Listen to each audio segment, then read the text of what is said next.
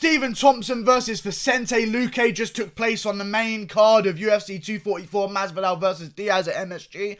Good performance by Thompson, as I predicted. I feel like when this fight was first announced, people were all on Thompson for winning, but as soon as it started getting closer to fight week and they saw the square-offs and how big Luque looked against Thompson, I feel like people started to switch their ideas and maybe think, hey, actually, Luque has a really good chance here. However, Wonderboy Thompson just put on a clinic.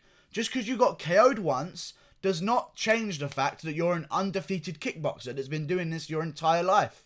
It's the same thing with Darren Till. One KO loss doesn't change your ability to fight. Yeah?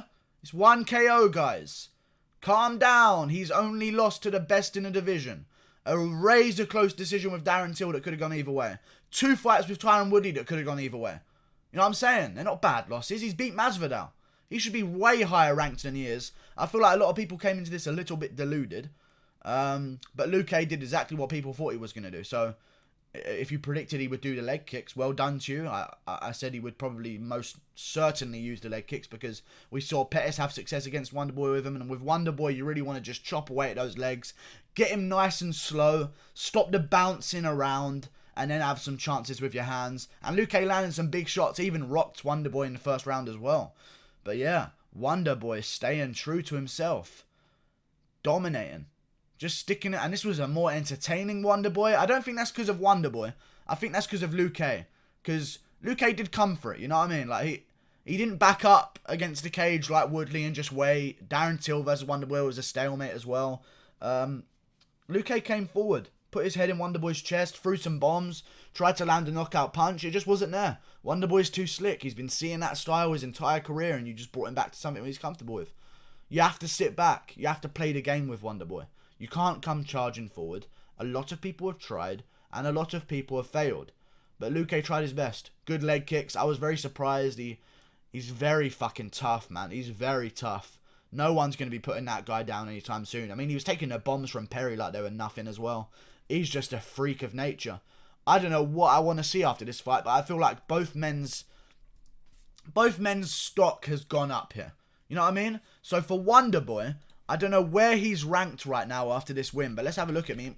Let's talk about the fight as well. Wonderboy just completely dominated him, picked him apart. Jabs were very nice. The way he throws his shots is so like, this is my impression of Wonderboy throwing shots. It's so wing them from the shoulders, you know? Ching, ching. No big push behind him, just all wings like this. Like he's dancing in there. It's crazy. You guys know what I mean, I'm sure. But yeah, he just wings him with no effort and they land all the time. You come in on him, he's going to slide out the way, land those counter shots. It's beautiful to watch. And what he does as well is he counters a kick. So if he misses his kick off his lead leg, he'll put it in a position to know that the side kick can come next anyway. It's very hard to catch him out of position. Because you'll notice if he ever steps forward with his left leg, or I think it's mainly his left leg he does it with. If he ever steps forward with his left leg with a shot, normally that's someone who's open now to something because they've just landed on their leg. They've just put it forward. Maybe you can chop to it. Maybe you can catch him off guard with a punch. But Wonderboy immediately is ready. Square stance, ready to throw the side kick. There's never an opening. You know, you really have to wait and be patient for that one shot. And Luque he has a knack for entertaining, so he couldn't play that game. Listen, if you're going to beat Wonderboy, you're going to have to go through some fucking boos, you know what I mean? You're going to get booed. You're going to get booed, but you're going to beat him. That's the trade-off you have to have, and Luque just wasn't having any of the boos. Wanted to come forward, made it a war.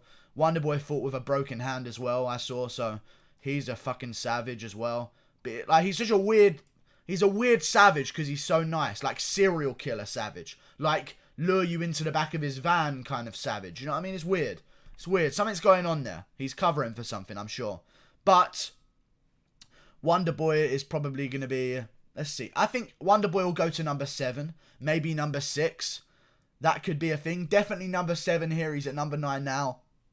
Somehow fucking Santiago Ponzinibbio is ranked above him, which doesn't make any sense because the best guy Ponzinibbio's beat is fucking Magny. So that's not a great win. I don't know how he's at number 8. It makes 0 sense. It makes no sense that he's at number 8. Either way, Stephen Thompson should be number 7. Nate Diaz is probably going to move down at the moment as well. I'd like to see Stephen Thompson versus Leon Edwards. I wouldn't mind a Stephen Thompson versus Tyron Woodley trilogy. I know that would be hard to sell because the second fight was very boring. However, I would very much like to see that. That could headline a fight night. That would be very good. Yeah. Stephen Thompson just got his stock right back up. It was kind of sinking a bit.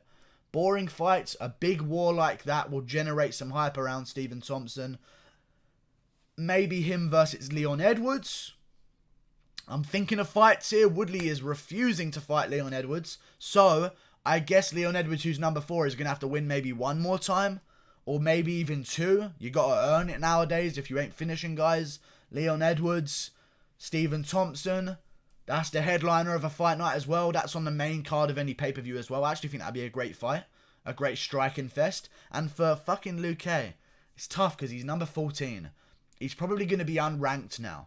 Most likely he's going to be unranked. And Jeff Neal will probably come up into the rankings at number 15. For Vicente Luque, what is there for him? Any guys coming off the loss just outside the rankings? I can't think of any right now, but I just don't like his odds. You know what I mean? Like, sometimes there's amount of wars before guys just start to figure you out. Leon Edwards figured him out with the counter-striking. And he was also picking apart Luque at range as well. Mike Perry was doing very well. I said coming into this fight, if Mike Perry's taking you to a split decision on the feet, Wonderboy's ranked in the top 10 for a reason. You know what I mean? He's going to murk him. I just worry for Luque. I want to see him do well, but I don't know who he can fight right now. I'm not really too sure who else there is. Outside the welterweight rankings, let me find something right now live on this video for you guys. Where's the lightweights? There's a website called Ranking MMA. It's very biased. I'm going to give him a shout out here. It's very fucking biased. However, it still has the rankings from 1 to 25. So you get a reasonable idea of who's floating just outside the rankings. Maybe we do. Oh my god, that's the perfect fight. I've seen it straight away. Oh my god, that's perfect. Maybe you could do Luque versus Gunnar Nelson, but this is the one that I'm more interested by. Maybe you could do Vicente Luque versus, and hear me out, Eliseu Zaleski dos Santos. Another Brazilian guy, coming off a loss. You can make him fight in Brazil, an all-Brazilian showdown to the Brazilian card that's happening next year in the early quarter. I like that. Make it happen. Like and subscribe. Both guys' stock went up. And Luque, you're still young, man. You got time. You'll learn. You know what I mean? Wonderboy's been doing this shit. He's Wonder Man. Now, let's be honest. He's over fucking 38 years old or some shit. See you later. Click that button there. I'm tired. I'm sorry. Goodbye.